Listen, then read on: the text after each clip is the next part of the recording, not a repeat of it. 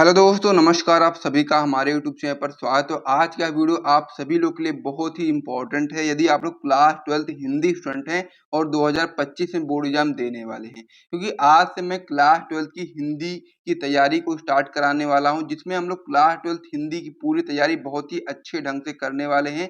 जितने भी क्वेश्चन यहाँ पर मैं आपको बताने वाला हूँ, सारे प्रश्नों को यदि आप लोग अच्छे ढंग से तैयार कर लेते हो तो आपको क्लास 12th की हिंदी में 100 नंबर आराम से पक्का कर सकते हो। 100 नंबर नहीं तो 90 से 95 नंबर तो आपके बिल्कुल आराम से आने वाले हैं। कौन-कौन से प्रश्न जो मैं आपको बताऊँगा, सारे प्रश्नों को बस आपको तैयार करना है।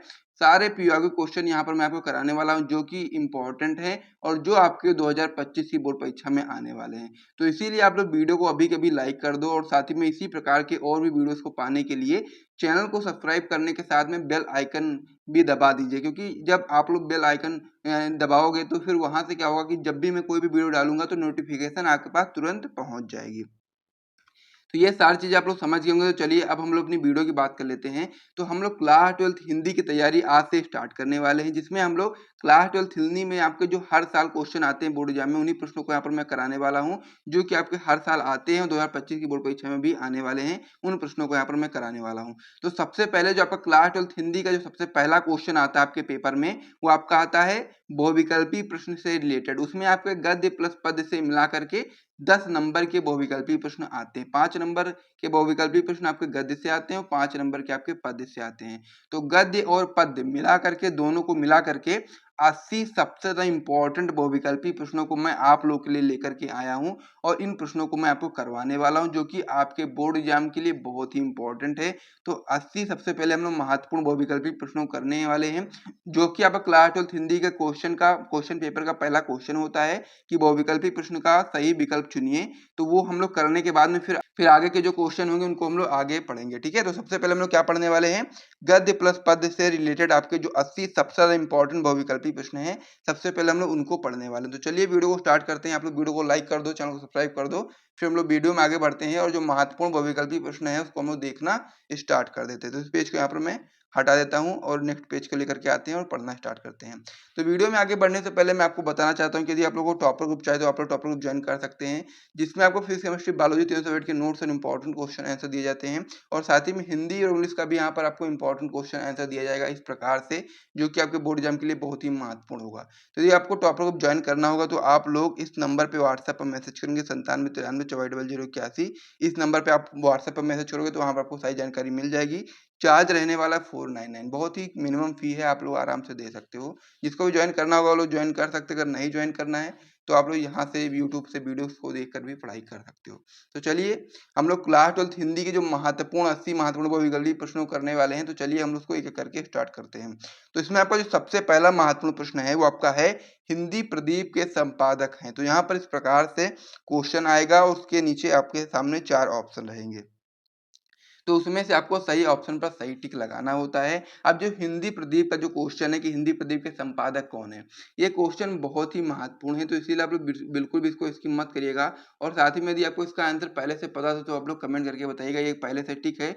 लेकिन ये चीज आपको यहाँ पर याद करने वाली, इसमें कुछ समझना नहीं है, केवल आपको याद करना है कि हिंदी प्रदीप के संपादक कौन है। तो आप लोग याद रखेंगे बालकृष्ण भट्ट हैं। ठीक है, इसको आपको याद करना है। समझने वाली बात हुई तो मैं आपको समझाता, लेकिन यहाँ पर कुछ समझना नहीं है, केवल आपको रटना है। तो जो रटना है तो आप लोग इसको रट डालो और साथ ही में अभी कभी इसको कमेंट में कर दो। ठीक है, क्या लिखोगे कमेंट में कि हिंदी प्रदीप के संपादक आपके बालकृष्ण भट्ट है। बहुत ही महत्वपूर्ण प्रश्न है ये, इसीलिए मैं इसको बार बार बता रहा हूँ आपको। तो कमेंट में कर देना ताकि ये चीज आपके दिमाग में रहेगी। फिर हम लोग अगले क्वेश्चन की ओर बढ़ते हैं।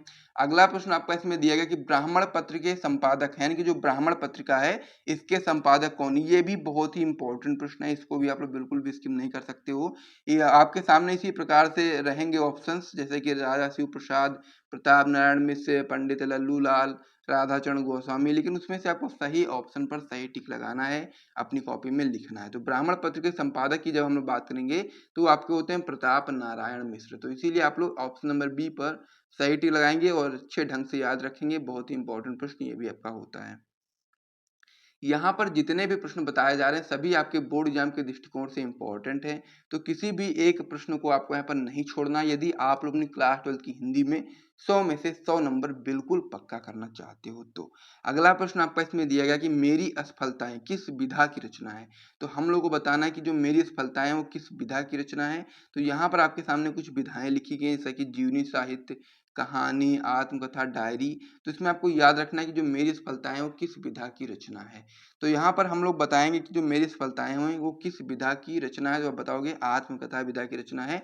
और साथ ही में आप लोग को एक क्वेश्चन में दे रहा हूँ, आप लोग कमेंट करके बताइएगा कि मेरी असफलताएं किसके द्वारा, आप कह सकते हैं किसकी रचना है। ये चीज आपको बताना है कि इसको किसने लिखा है, या कह सकते हैं कि ये किसकी रचना है। आप लोग ये कमेंट करके बताइएगा। बहुत ही इंपॉर्टेंट प्रश्न ये भी आपका होता है, वो मैं आपको आगे बताऊंगा। लेकिन फिलहाल आप लोग कमेंट करके बताओ कि आपको आता है कि नहीं आता है कि मेरी सफलताएं किसकी रचना है। और विधा की जब बात करेंगे तो विधा आपकी आत्मकथा है, यानी कि जो मेरी सफलताएं हैं वो आत्मकथा विधा की रचना है। फिर हम लोग अगले क्वेश्चन की ओर बढ़ते हैं।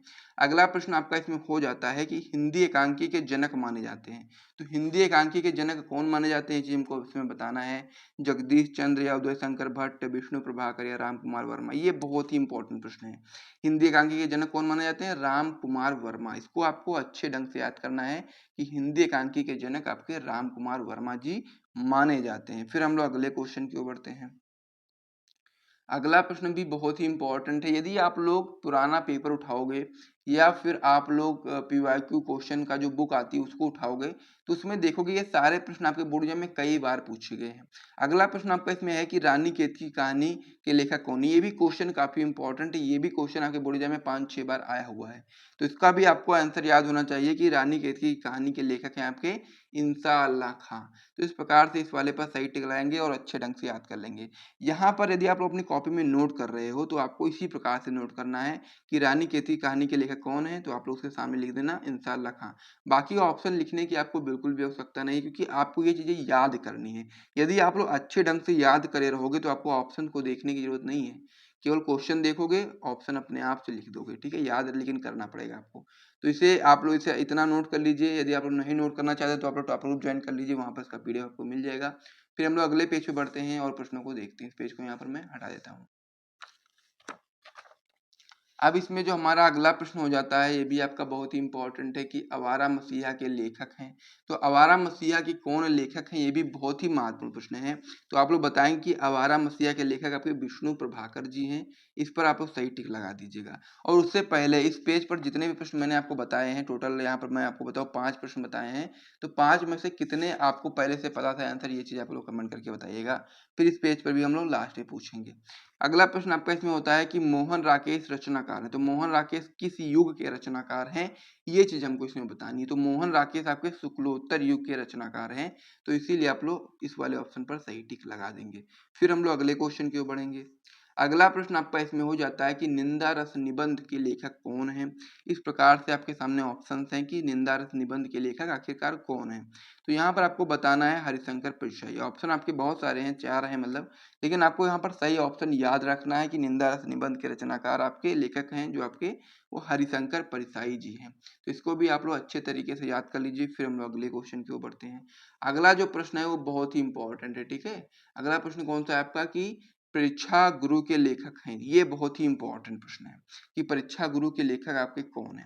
तो इसका आप लोग यहाँ पर याद रखेंगे कि जो लाला श्रीनिवास दास जी हैं वही आपके परीक्षा गुरु के लेखक हैं। और उसको आप लोग अच्छे ढंग से याद कर लो, बहुत बार ये क्वेश्चन की बोर्ड एग्जाम में आया है, बहुत ही इंपॉर्टेंट प्रश्न है। इसको भी आपको यहाँ पर याद रखना है। अगला प्रश्न आपका इसमें दिया गया कि हिंदी की प्रथम कहानी। ये भी बहुत ही इंपॉर्टेंट प्रश्न है कि हिंदी की प्रथम कहानी कौन है, और इसका आंसर इंदुमती है। और बहुत लोगों को ये चीज पता भी होगी, जिसको भी पता है वो कमेंट बॉक्स में एस एस कर दो। ठीक है, एस कर दो कि मुझे पता है, हाँ मुझे पता है। ये चीज आप लोग कमेंट करके बताओ कि हिंदी की प्रथम कहानी कौन है। तो इंदुमती है हिंदी की प्रथम कहानी। तो इस पर भी आप लोग सही टिक लगा दीजिए। फिर हम लोग अगले पेज पे बढ़ते हैं और प्रश्नों को देखते हैं। और साथ ही में इस पेज पर जितने भी हम लोगों ने 5 प्रश्न करे, उनमें से कितने आपके सही आंसर हैं, कितने आपको पहले से सही से पता थे, आप लोग कमेंट करके बताइएगा। कि ये सारे प्रश्न, जितने भी प्रश्न अभी तक मैंने कराए हैं, ये आपके बोर्ड एग्जाम के लिए वेरी वेरी इंपॉर्टेंट क्वेश्चन है। और इनको आपको पता होना चाहिए। यदि आपको नहीं पता होगा तो आपके यहाँ से नंबर जरूर कटेंगे। ये मैं गारंटी के साथ बोल सकता हूँ कि ये सारे प्रश्न आपके बोर्ड एग्जाम में हर साल आते हैं। और ये सारे प्रश्न आपको बोर्ड एग्जाम 2025 में भी दिखेंगे किसी न किसी सेट में।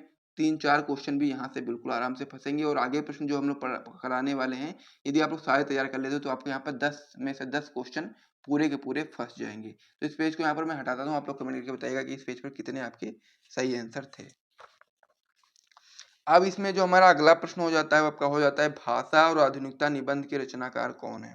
तो ये चीज़ आपको यहाँ पर याद रखना है कि भाषा और आधुनिकता निबंध के रचनाकार कौन है? प्रोजी सुंदर रेड्डी हैं। कौन है? प्रोजी सुंदर रेड्डी हैं। तो इसको भी आप लोग याद कर लेंगे। फिर हम लोग अगले क्वेश्चन की ओर बढ़ेंगे। अगला प्रश्न आपका इसमें है कि आनंद कादंबनी के संपादक हैं। ये भी आपका महत्वपूर्ण प्रश्न है कि आनंद कादंबनी जो है उसके संपादक कौन है?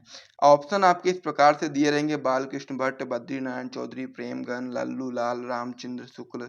लेकिन उसमें से आपको सही ऑप्शन पर सही टिक लगाना है, जैसे कि बद्रीनारायण चौधरी, प्रेमगन, ये आपका सही ऑप्शन है, तो इस पर आपको सही टिक लगा देंगे। फिर हम लोग अगले क्वेश्चन की ओर बढ़ेंगे। अगला प्रश्न आपका इसमें दिया गया है, शेखर एक जीवनी के लेखक कौन है? तो शेखर एक जीवनी के लेखक हैं आपके सच्चिदानंद, हीरानंद, वात्स्यायन, अज्ञेय।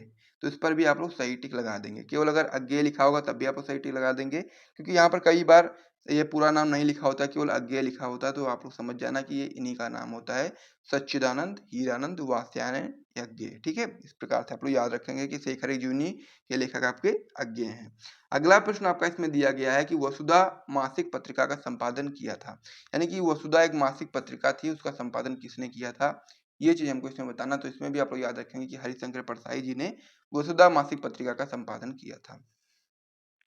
अगला प्रश्न है जो कि आपका इम्पोर्टेंट है, और ये प्रश्न आपको कह सकते हैं कि जब आप लोग जीवन परिचय याद करोगे तो उसमें आप लोग ये आराम से याद कर लोगे कि पाणिनिकालीन भारत के लेखक कौन है। ठीक है, इस प्रकार से आपके ऑप्शन है। वासुदेव शरण अग्रवाल जी जो हैं वही सही ऑप्शन है, और जो कि आप लोग जब जीवन परिचय लिखोगे उसमें भी ये लाइन आपकी आती है। तो इस प्रकार से आप समझ गए होंगे इस प्रश्न को भी, और इस पेज पर जितने भी प्रश्न मैंने आपको बताए हैं उसमें से कितने आपके सही थे ये भी आप लोग कमेंट करके बताइएगा, और नहीं भी सही थे तो भी आप लोग हर एक क्वेश्चन का आंसर जो है वो साथ ही में कमेंट करते हुए चलो, ताकि आप लोगों ने बोर्ड एग्जाम की तैयारी बहुत ही अच्छे ढंग से कर पाओ। और इसी के साथ हम लोग इस वीडियो में 15 महत्वपूर्ण प्रश्नों को कर चुके हैं, और डेली बेसिस पे मैं 15-15 क्वेश्चन लेकर के चलूंगा। लास्ट में हम लोग एक 20 क्वेश्चन का कर लेंगे और ये आपके 80 प्रश्न कंप्लीट हो जाएंगे। तो मैं आपसे उम्मीद करूंगा कि आप लोग डेली बेसिस पे 15-15 प्रश्न तैयार करते हुए चलोगे।